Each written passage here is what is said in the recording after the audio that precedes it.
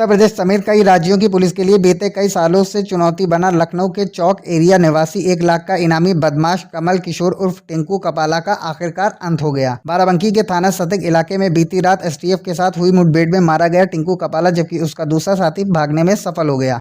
मुठभेड़ के बाद घटनास्थल से पुलिस को 2 पिस्टल और काफी तादाद में खोखे और जिंदा कारतूस मिले हैं। पुलिस के मुताबिक टिंकू कपाला के ऊपर यूपी समेत कई अन्य राज्यों में लूट और डकैती के 2 दर्जन से ज्यादा मुकदमे दर्ज हैं। बीते वर्ष 2019 में राजधानी लखनऊ के कृष्णनगर इलाके में दिन दहाड़ी ज्वेलरी शोरूम में 2 लोगों की हत्या कर लूट की वारदात को अंजाम दिया था। वारदात के बाद पुलिस ने टिंकू कपाला के ऊपर 1 लाख का इनाम घोषित किया था और तब से ही यूपी एसटीएफ समेत क्राइम ब्रांच की टीम उसकी गिरफ्तारी के प्रयास में जुटी हुई थी। लेकिन बेहद शातिर किस्म का ये बदमाश लगातार पुलिस को चकमा देकर आपराधिक वारदातों को अंजाम देता रहा था। शुक्रवार को एसटीएफ को टिंकू कपाला द्वारा बाराबंकी में किसी बड़ी वारदात को अंजाम देने का इनपुट मिला था। उसी इनपुट के आधार पर एसटीएफ की टीम बाराबंकी के सतक इलाके में घेराबंदी कर टिंकू कपाला की तलाश कर रही थी। इसी दौरान बाइक सवार टिंकू कपाला और उसके अन्य साथी के साथ एसटीएफ की मुठभेड़ हो गई और मुठभेड़ के दौरान पुलिस की गोली लगने से टिंकू कपाला घायल होकर गिर पड़ा, जबकि उसके साथ मौजूद दूसरा बदमाश अंधेरे का फायदा उठाकर भागने में कामयाब हो गया। बुरी तरह जख्मी टिंकू कपाला को स्थानीय पुलिस की मदद से जिला अस्पताल लाया गया। जाँच के बाद डॉक्टरों ने उसे मृत घोषित कर दिया, जिसके बाद पुलिस ने टिंकू कपाला के शव को पोस्टमार्टम के लिए भेज दिया और आगे की कार्रवाई में जुट गई है। एसटीएफ के पुलिस उप अधीक्षक परमेश शुक्ल और बाराबंकी के पुलिस कप्तान डॉक्टर अरविंद चतुर्वेदी ने पत्रकारों से बात कर पूरे मामले की जानकारी दी। जो मुठभेड़ हुई है इसके बारे में एसटीएफ को प्रायर इनपुट किए था कि टिंकू कपाला जो मूल रूप से लखनऊ का रहने वाला है और एक अंतर्राज्यीय लुटेरा है, ये इसका गैंग बाराबंकी में किसी बड़ी वारदात को अंजाम देने के लिए प्लानिंग कर रहा है। उसी के क्रम में उसी सूचना को एसटीएफ द्वारा लगातार डेवलप किया जा रहा था इलेक्ट्रॉनिक सर्विलांस के माध्यम से और ज़मीनी सूचना विकसित की जा रही थी। उसी क्रम में ये पता चला कि आज ये ग्रुप के कुछ लोग इसके सतरिक से बाराबंकी जाने वाले हैं।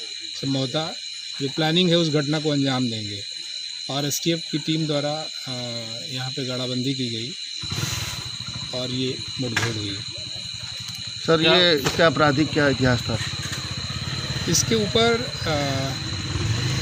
27 से ज़्यादा लूट और डकैती के मुकदमे हैं और वर्ष 2019 में लखनऊ में कृष्णनगर थाना क्षेत्र में आरके ज्वेलर्स में एक सनसनीखेज रावरी हुई थी, जिसमें मौके पर इस गैंग और टिंकू कपाला ने 2 लोगों की हत्या कर दिया था। दुकान का मालिक भी गंभीर रूप से घायल हुआ था। क्रॉस फायरिंग हुई थी क्या? कुछ कहाँ पर? यहाँ पे गैंग ने फायरिंग किया, पुलिस द्वारा भी फायरिंग की गई है और हमारे पुलिस टीम का कोई भी आदमी इंजर्ड नहीं है। सर, पुलिस द्वारा कितनी राउंड फायरिंग की गई? पुलिस द्वारा 6 राउंड फायरिंग किया गया है। बाराबंकी का भी कोई अपराधी इसमें शामिल है इसमें टिंकू कपाला के साथ में? फिलहाल तो इस आज की वारदात में तो अभी हम कुछ नहीं कह सकते हैं, परंतु इस गैंग का बहुत सक्रिय मेंबर अविनाश त्रिपाठी रहा, जो बाराबंकी का ही रहने वाला है और इस समय जेल में है। टिंकू कपाला के साथ उसने प्रदेश के बाहर गुजरात और महाराष्ट्र में एक साथ मिलकर के बड़ी लूट की घटनाओं का अंजाम दिया है। सर, ये टिंकू कपाला के साथ जो दूसरा साथी था उसकी क्या तलाश काम्बिंग हो रही है? हाँ, उसके लिए काम्बिंग चल रही है। डिस्ट्रिक्ट पुलिस की कई टीमें लगी हुई हैं और उम्मीद करते हैं कि उसकी गिरफ्तारी हो जाएगी। ये एसटीएफ ने आज जनपद बाराबंकी के थाना सतक क्षेत्र में एक मुठभेड़ की है, जिसकी सूचना रात लगभग 11:15 बजे जिला पुलिस को प्राप्त हुई है।